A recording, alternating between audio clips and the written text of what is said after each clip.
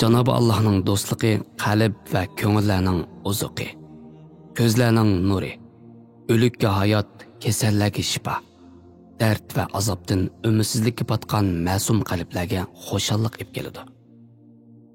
Cenab-ı Allah Qur'on Karimda mundaq deydi: Allah iymon etgan kishilarning do'stidir. Rabbimiz eng yaxshi ko'radigan kishilar bo'lsa, iymonini turli fitnalardan qo'g'digan taqvodor kishilardir. Cenab-ı Allah bu haqda mundaq deydi: Haqiqatan Allah'ның nazarida eng hurmatli kishi uningdan eng qo'rqadigan taqvo bo'lganlaringlardir. Cenab-ı Allah bandalarga o'zi bilan bo'lgan haqiqiy do'stlikning qandoqligini o'ziga xos bir uslub bilan ifodalagan va bu koinotni yaratgandir. Mavlana Hazratlari bu haqiqat to'g'risida mundaq deydi: Shanu shavkati va qudrati katta bo'lgan Cenab-ı Allah yushurin xazina bo'lib, o'zining tangdoshsiz go'zalligi va kuch-qudrati bilan qora tuproqdan iborat bo'lgan shu dunyoni yaratdi. Uni son-sanoqsiz jonliqlar va haddi hisobsiz ne'matlar bilan to'ldirdi-da, osmondan munajjasi ko'rkam holatga keldi. Ondan o'zining kuch-qudratini, shanu shavkatini namoyon qilishni xohladi va qora tuproqni atlas kiygan malikaga o'xshash bezidi va shu holda qatirib qo'ydi. Ondan Cenab-ı Allah ahsanu taqvim, ya'ni maxluqotlarning eng go'zali bo'lgan odamga ruhidan pölidi va uningga bir omonat topshirdi. Ondan o'zi bilan do'stlik o'rnatishga vasila bo'ladigan aql, farosat, iqtidor ihson qildi. Biz son-sanoqsiz ne'matlar ichida odam bo'lib yaratilish uchun hech qanday badal to'lamadik.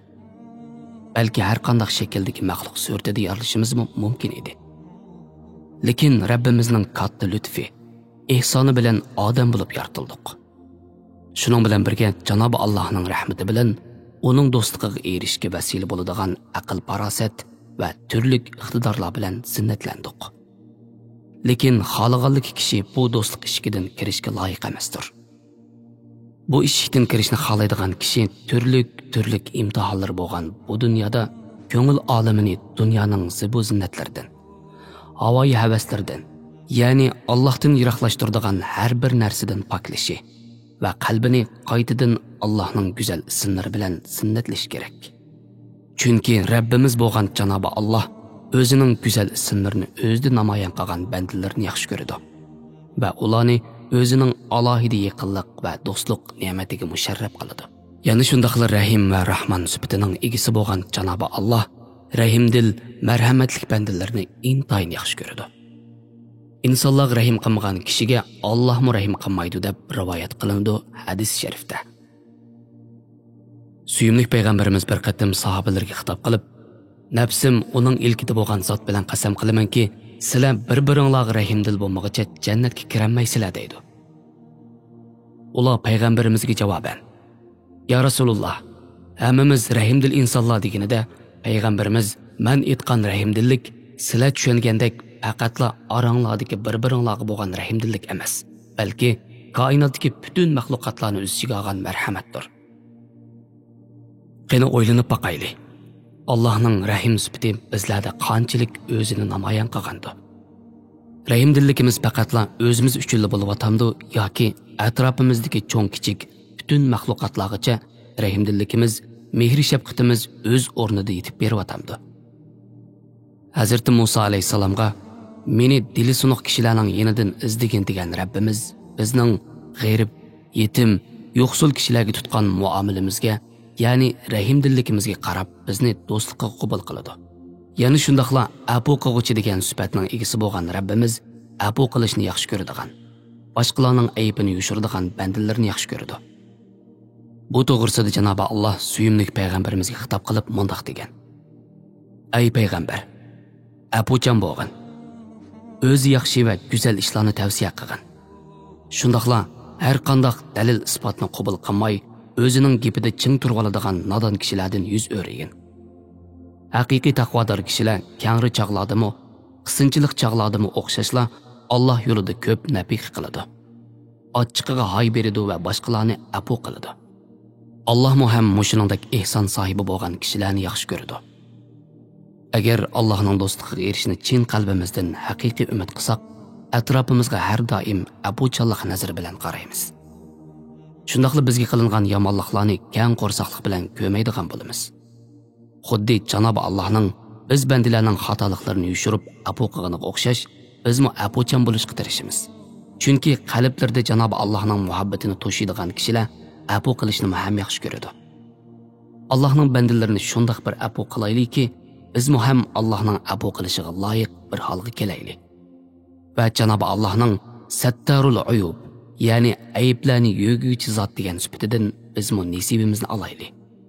Yana agar Janob Allohga yaqin bo'lishni xohlasak, sexiy bo'laylik. Chunki Karim bo'lgan Rabbimiz sexiy bandalarni bakli yaxshi ko'radi. Suyimli payg'ambarimiz sallallohu alayhi va sallam sexiylikning amaliyotda ilohiy bir muhabbatga vasila bo'ladiganligini tushuntirib mundoq deydi. Janob Alloh sexiy zotdir. Ehson sohibi bo'lib, sexiylikni va go'zal adab axloqni yaxshi ko'radi. Xolos kalam.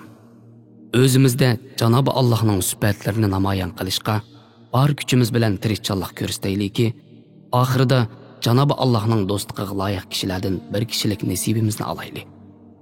Buning uchun qayerda bo'lishimizdan qat'iy nazar, u har vaqt siz bilan birga degan oyat karimni har vaqt qalblarimizda to'shiymiz va mangu esimizdan chiqarmaymiz. Shibli Hazratlarining munbarda oxirat darsini anlatayotgan voizga aytganidek, Rabbimiz qiyomat kuni insondan: "Ey bandam, men sen bilan edim. Doim seni ko'rib turatdim. Sana jon to'miringdimi bak yaqin edim. Biroq sen kim bilan eding?" Odam bolasi Rabbi bilan faqat va faqat haq yo'ldagi vaqtida bir yo'lda bo'lgan bo'ladi. Ya'ni Allohga yaqin holatda bo'ladi. Rabbidan g'ofil qilib, uni unutgan chig'ida havoyi havasning kayniga kirgan shaytonning so'rishiga duchor bo'ladi.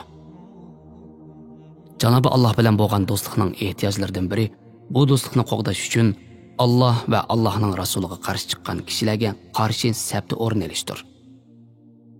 Haqiqatan Qur'oni Karimda Rasulullohning atrofidagi mu'minlarning kofir kishilarga qarshi qattiq qo'l ekanligi bayon qilingan.